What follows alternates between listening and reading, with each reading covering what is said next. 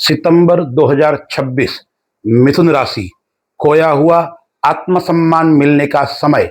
परीक्षा के अंदर सफलता और व्यापारिक सौदे के अंदर अच्छी सफलता मिलने का महीना सितंबर 2026। दर्शक मित्रों, मैं पंडित राजेश दवे, वैदिक ज्योतिष परामर्श केंद्र। मैं निरंतर मासिक फलादेश यूट्यूब पर डालता हूं। आपसे निवेदन करूंगा, मेरे इस चैनल को सब्सक्राइब कीजिए और अधिक से अधिक मिलने वालों को जरूर आप भेजिए। ज्योतिष एवं आध्यात्मिक संबंधी कोई भी प्रश्न हो तो आप मुझसे व्यक्तिगत मिलकर या कमेंट बॉक्स में लिखकर अवश्य पूछ सकते हैं। दर्शक मित्रों, राशि क्रम के अंदर तीसरी राशि मिथुन राशि। मिथुन राशि का जो स्वामी है वो बुध है। मिथुन राशि वाले जो जातक होते हैं वो समाज सेवी होते हैं। उनको जीवन में कुछ करने की तमन्ना होती है, निरंतर नए करने के उनके अंदर भाव उत्पन्न होते रहते हैं। ऐसे व्यक्तियों के लिए सितंबर माह के अंदर क्या क्या होने वाला है, क्योंकि मैं जो ये फलादेश बता रहा हूं यह गोचर के अनुसार बता रहा हूं। जरूर आपकी कुंडली के अंदर ग्रहों की स्थिति भिन्न हो सकती है। तो सर्वप्रथम हम इस ग्रह गोचर के ऊपर यानी मिथुन राशि वाले जातकों के लिए सितंबर माह के अंदर ग्रहों की स्थिति क्या क्या है। लग्न के अंदर मंगल गोचर कर रहा है मिथुन राशि के अंदर। फिर मंगल है वो 18 सितंबर को द्वितीय स्थान धन भाव में आने वाला है, लेकिन नीच का होकर गोचर करेगा। और साथ में देवगुरु ज्ञान का जो कारक गुरु है वो साथ में बैठा हुआ है। गुरु और मंगल की युति, गुरु उच्च का और मंगल नीच का।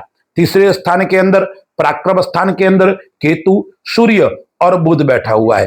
केतु वहीं पूरे माह भ्रमण करेगा, लेकिन जो सूर्य है वो सूर्य 17 तारीख को अपनी स्वराशि को छोड़कर कन्या राशि में आ जाएगा। बुध है वो 3 राशि को स्पर्श करते हुए आगे बढ़ रहा है। 7 तारीख तक सिंह राशि के अंदर रहेगा, फिर अपनी उच्च राशि कन्या राशि के अंदर चौथे भाव के अंदर गोचर करेगा और फिर 27 तारीख को वो तुला राशि में भ्रमण करने वाला है।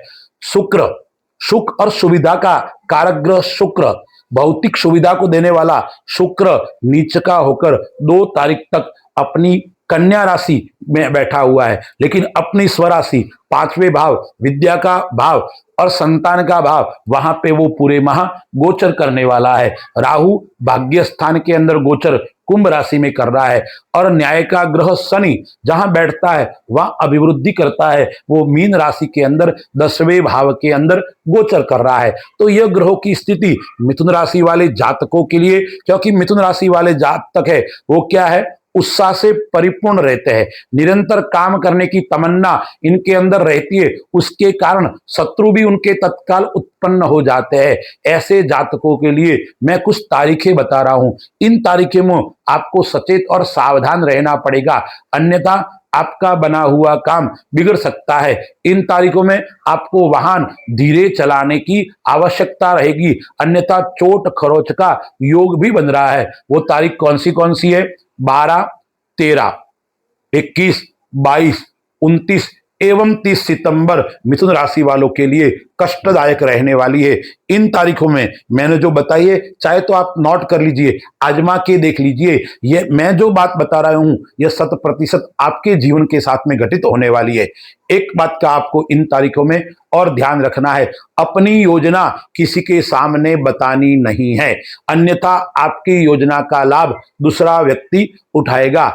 आपको मजबूती से लड़ने की आवश्यकता है। इन दिनों में आपको नकारात्मकता ज्यादा हावी हो सकती है, लेकिन आप जितने अच्छे लोगों के साथ में समझदार या सकारात्मक व्यक्तियों के साथ में बैठोगे, इतना आपके लिए अच्छा और श्रेष्ठ रहने वाला है। अब हम विचार करते हैं व्यापार की दृष्टि से यह महीना मिथुन राशि वाले जातकों के लिए कैसा रहने वाला है। 10वें घर का जो स्वामी गुरु है वो उच्च का होके धन स्थान के अंदर बैठा हुआ है, तो सोने में सुहागा, यानी व्यापार के अंदर धन का आगमन निरंतर होता रहेगा। कोई चिंता करने की आवश्यकता आपको नहीं है। व्यापार के अंदर धन का आगमन होगा, लेकिन आपको अपना बजट बनाकर चलना पड़ेगा, तो आपको बचत भी अच्छी होगी। आपने बजट बिना बनाए चले तो आपको आकस्मिक खर्चे, पैसों का अपव्यय हो सकता है। उस बात का आपको विशेष ध्यान रखना पड़ेगा।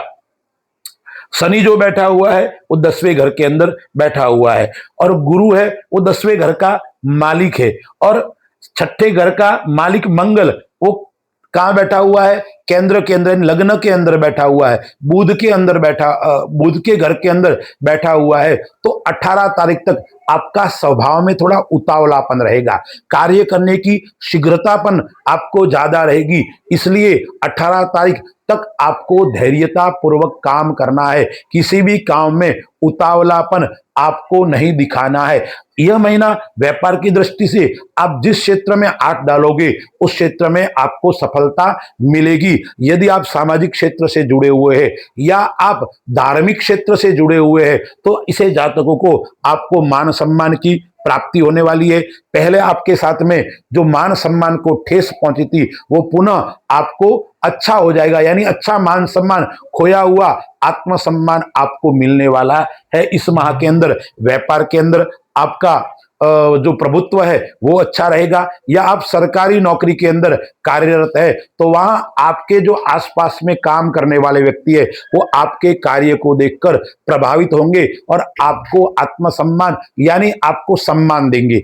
आपसे जो बड़े अधिकारी है वो आपके व्यवहार को देखकर, आपके स्वभाव को देखकर आपसे जरूर प्रभावित होंगे और आपको आगे जाकर वो भी लाभ देने वाले रहेंगे। धन स्थान के अंदर गुरु उच्च का है तो इस माह के अंदर आपको जो पुराना धन था वो प्राप्त हो सकता है, या आपने लंबे समय तक कोई निवेश किया है उस निवेश का योग भी आ रहा है, और धार्मिक यात्रा का योग भी इस माह के अंदर आपको श्रेष्ठ और उत्तम आ रहा है। सप्तमेश आपका जो है और 10वें से वो कहाँ बैठा हुआ है? उच्च का होके बैठा हुआ है, गुरु उच्च का है। तो आप जीवन साथी के साथ में या पार्टनर के साथ में आप काम करते हो तो पार्टनर के साथ में आपके काम के अंदर बढ़ोतरी होने वाली है। नए नए काम के अवसर आपको प्राप्त होने वाले हैं, लेकिन कार्य का दबाव जरूर इस माह के अंदर आपको मिलने वाला है। जॉब करते हो तो उनके लिए भी क्या होगा? स्थान परिवर्तन हो सकता है, आपको प्रमोशन भी मिल सकता है, और आप जहां चाहते हो अपने मन के अनुसार आपको प्रमोशन मिलेगा।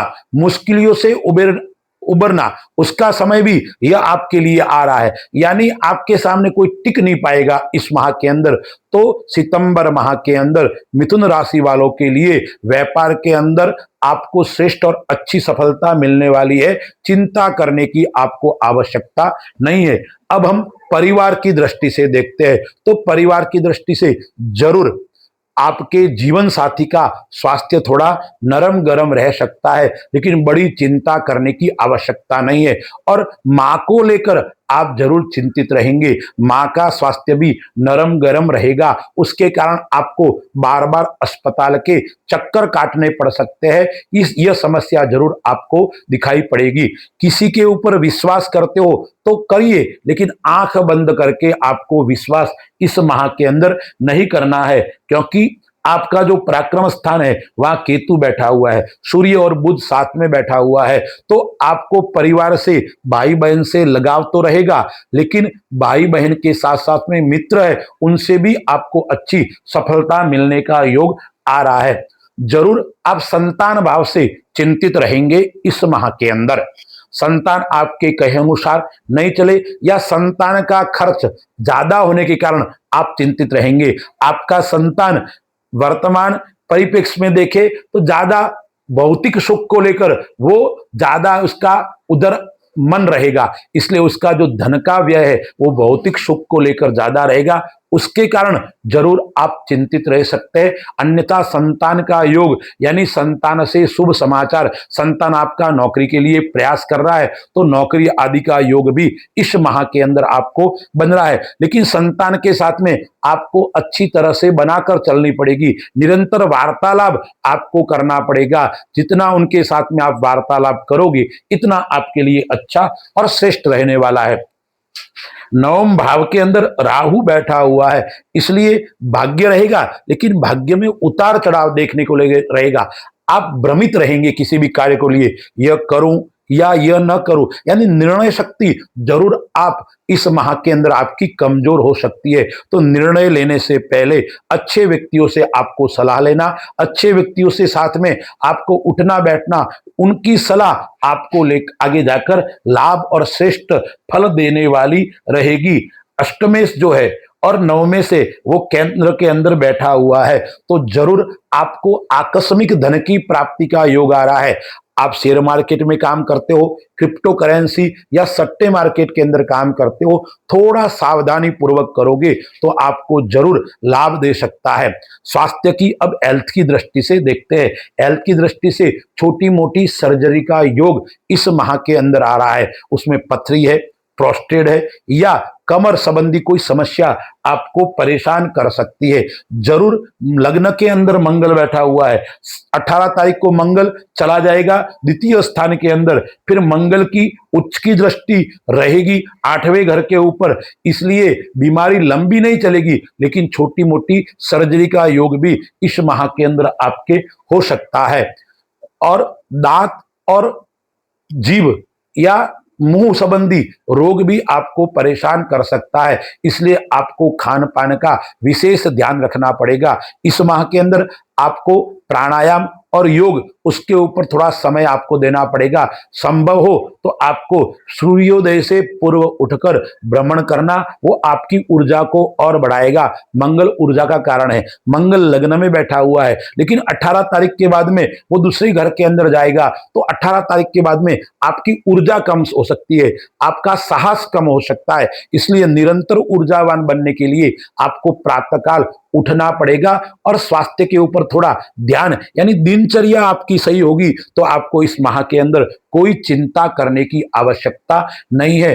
अब मैं आपको कुछ बातें बताता हूं, उससे पहले विद्यार्थियों की दृष्टि से तो मिथुन राशि वाले विद्यार्थियों के लिए शुक्र स्वग्रही होकर 2 तारीख को तुला राशि के अंदर 5वें भाव के अंदर गोचर करने वाला है, तो विद्यार्थियों के लिए समय श्रेष्ठ और उत्तम है।